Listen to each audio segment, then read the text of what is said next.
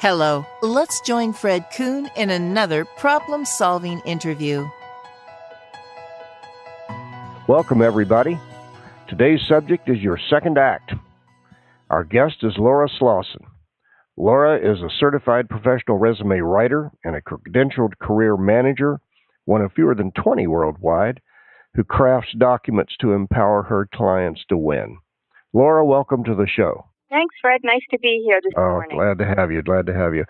So, your second act, what does that mean? What does a person do in a second act that could be meaningful and give them a sense of well-being and help them financially? Well, Fred, the good news is the tides are changing. For traditionalists and baby boomers, work has defined us for decades. Older workers stay in the workforce, myself included, because we really enjoy working and contributing. A person in their second act can now focus on something they really love, something that gives them a sense of purpose and well-being. Education, social services, retail, and healthcare are top choices.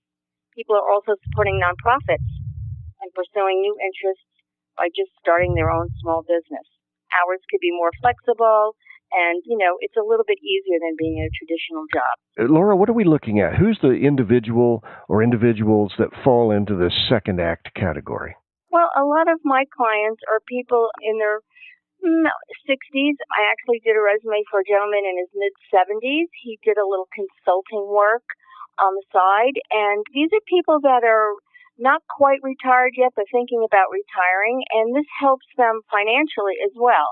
They can collect Social Security and then make a little bit of money on the side. So it's a win-win all the way around, and it keeps us productive. I see this, too, when I'm talking to retired executives. They think they can play golf the rest of their life, and about 6 months later, golf wears out, and it's a fun thing to do, but they're bored and they want to get back into the fray again, and it's hard for them to do.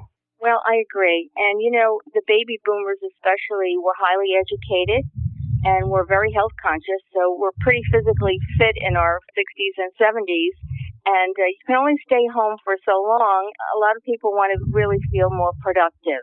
They're using corporate skills to mentor others. Sometimes they become adjunct professors. And the good news today is trades are coming back.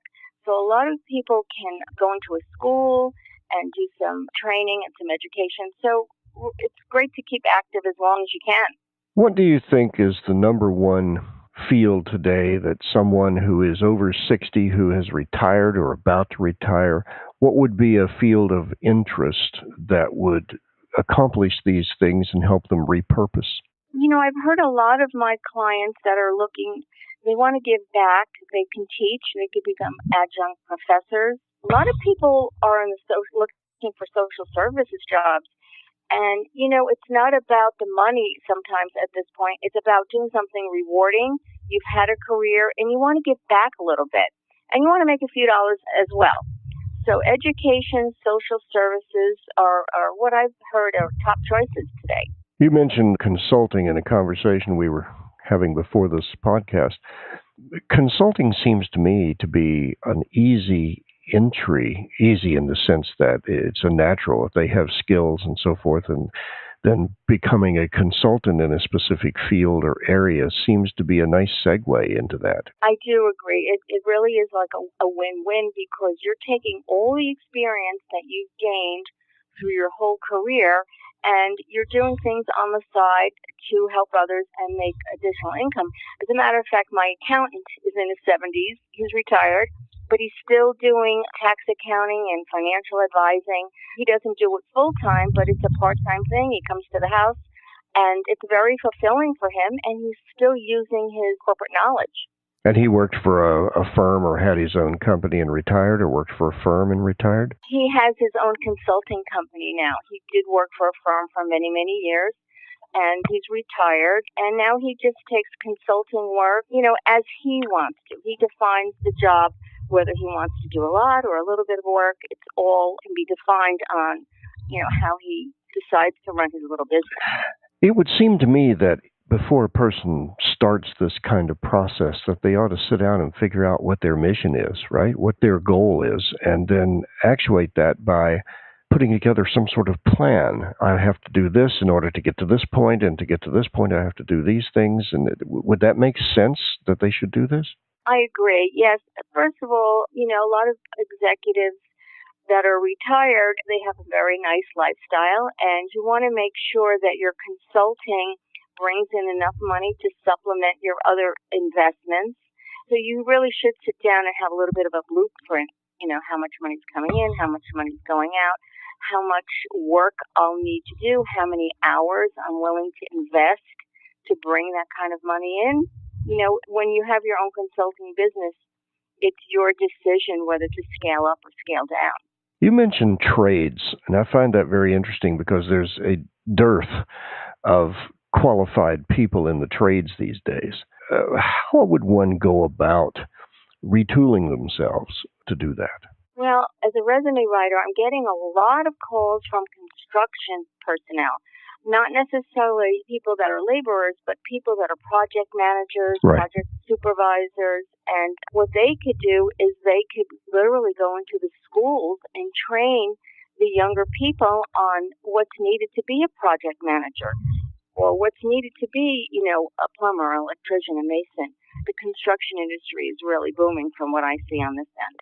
Do you feel that they should also maybe try to consult or offer their services as a consultant to some of the large construction companies who are not really wanting to hire full-time people but are looking for assistance on certain levels? Yes, a lot of the big companies, I'm sure they'd be happy with consultants, people that are very experienced, higher level candidates. It's just finding the right company, finding the right fit, and finding the right niche for yourself. Yeah, and from a business point of view, they don't have the benefits, they don't have all of that other overhead that goes with hiring a full-time employee. So it can be a win-win for both company and consultant. Absolutely. They don't have to pay overhead, they don't have to pay benefits, they don't have to pay any office space, travel. It's a win-win to be a consultant for sure. They would probably have to have a website. I would think so. It's the best way to get the word out today. Years ago when there was no websites, it was more difficult. But today, really, you could just work out of the comfort of your home and market yourself and have a website, and you'd be surprised. My business is driven by a wonderful website I had designed. Yes, websites are the key. Well, folks, we have spent a very engaging time here with Laura Slawson. And we're talking about second act and those folks that have retired or thinking about it and looking at their futures and the baby boomers. And it's a really important subject these days. So, Laura, thank you very much for joining us. Thank you for visiting with us. We welcome your comments and suggestions and look forward to having you join us soon at Workplace Strategies.